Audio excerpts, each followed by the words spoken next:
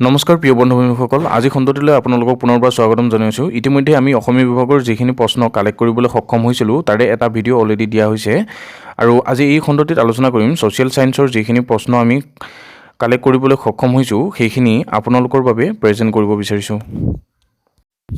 ইয়াতে সোধা হৈছে যে Ashok Mehta committee is associated with, এই প্ৰশ্নটোৰ সঠিক উত্তৰ হ'ব পঞ্চায়তী ৰাজ ছিষ্টেম 1977। ইয়াৰ পিছত সোধা হৈছে যে which part of constitution recommended establishment of Panchayati Raj, এই প্ৰশ্নটি সঠিক উত্তৰ হ'ব directive principle of state policy. Article 40 73rd Amendment Act 1992 added a new part 9 relating to the panchayat.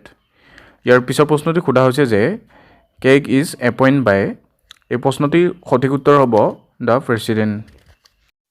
ইয়াৰ পিছৰ প্ৰশ্নটি সোধা হৈছে যে চিপকো মুভমেণ্ট ষ্টাৰ্ট ইন, এই প্ৰশ্নটোৰ সঠিক উত্তৰ হ'ব Uttarakhand, then the part of Uttar Pradesh in 1973। ইয়াৰ পিছতে সোধা হৈছে latitude of India, latitudes 8 degree 4 north and 37 degree 6 north and longitude 68 degree 7 east and 97 degree 25 east. ইয়াৰ পিছত সোধা হৈছে Kyoto protocol is related with, Kyoto protocol কিহৰ লগত জড়িত বুলি সুধিছে, to manage and reduce carbon dioxide emission and other green house gases. ইয়াৰ পিছতে সোধা হৈছে যে ফিমেল লিটাৰেচি ৰেট অফ ইণ্ডিয়া, এই প্ৰশ্নটিৰ সঠিক উত্তৰ হ'ব একৰ্ডিং টু 2011 চেঞ্চাছৰ মতে ইণ্ডিয়া 74.04, মেল 82.14 এণ্ড ফিমেল 65.46। ইয়াৰ পিছৰ প্ৰশ্নটিলৈ আহোঁ। ইয়াৰ পিছৰ প্ৰশ্নটি সোধা হৈছে যে ফুল ফৰ্ম অফ OMR, এই প্ৰশ্নটিৰ সঠিক উত্তৰ হ'ব অপটিকেল মাৰ্ক ৰিকগনিশ্যন। ইয়াৰ পিছৰ প্ৰশ্নটিলৈ আহোঁ state with largest forest cover, এই প্ৰশ্নটিৰ সঠিক উত্তৰ হ'ব মধ্যপ্ৰদেশ। ইয়াতে সোধা হৈছে festival of Kuki tribe, Kuki জনগোষ্ঠীৰ এটা উৎসৱৰ নাম সোধা হৈছিল, এই প্ৰশ্নটিৰ সঠিক উত্তৰ হ'ব মিমকুট, মিমকুট হৈছে কুকি জনগোষ্ঠীৰ এটা উৎসৱ। ইয়াৰ পিছৰ প্ৰশ্নটিলৈ আহোঁ Umananda temple was build by, এই প্ৰশ্নটিৰ সঠিক উত্তৰ হ'ব Gadadhar Singha. Next question founder of Varman dynasty, Varman dynasty founder হ'ল পুষ্য বৰ্মন, এই প্ৰশ্নটো বহুকেইটা এক্সামত অহা দেখা গৈছে আগতেও।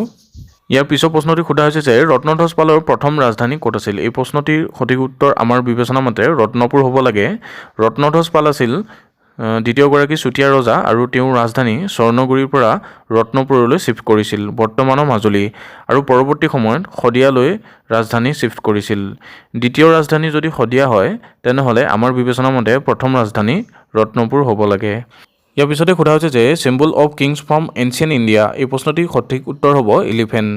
ইয়াৰ পিছৰ প্ৰশ্নটিলৈ আহোঁ। ইয়াৰ পিছৰ প্ৰশ্নটি সোধা হৈছে যে কোচ ৰজাসকলে ব্যৱহাৰ কৰা মুদ্ৰাটোৰ আকৃতি কেনেকুৱা আছিল, আৰু কোচ ৰজাসকলে ব্যৱহাৰ কৰা মুদ্ৰাবোৰক নাৰায়ণী বুলি জনা গৈছিল আৰু সেই নাৰায়ণী মুদ্ৰাবোৰৰ আকৃতি আছিল ৰাউণ্ড টাইপৰ।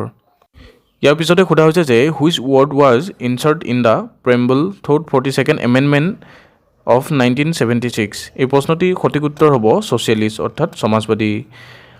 42nd এমেণ্ডমেণ্ট 1976ৰ জৰিয়তে তিনিটা ৱৰ্ড সংযোজিত কৰা হৈছিল, সেই ৱৰ্ড তিনিটা হ'ল ছ'চিয়েলিষ্ট, ছেকুলাৰ এণ্ড ইণ্টিগ্ৰিটি।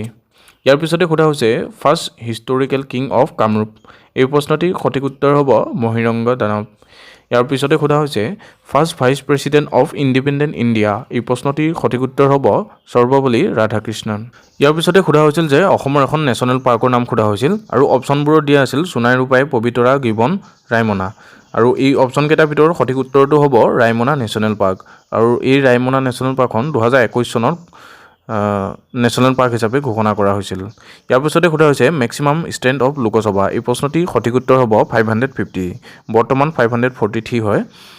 ইয়াৰ পিছৰ প্ৰশ্নটিলৈ আহোঁ in Assam literacy rate is highest and lowest in which district, এই প্ৰশ্নটিৰ সঠিক উত্তৰ হ'ব Kamrup Metro' highest literacy rate and Dhubri lowest literacy rate.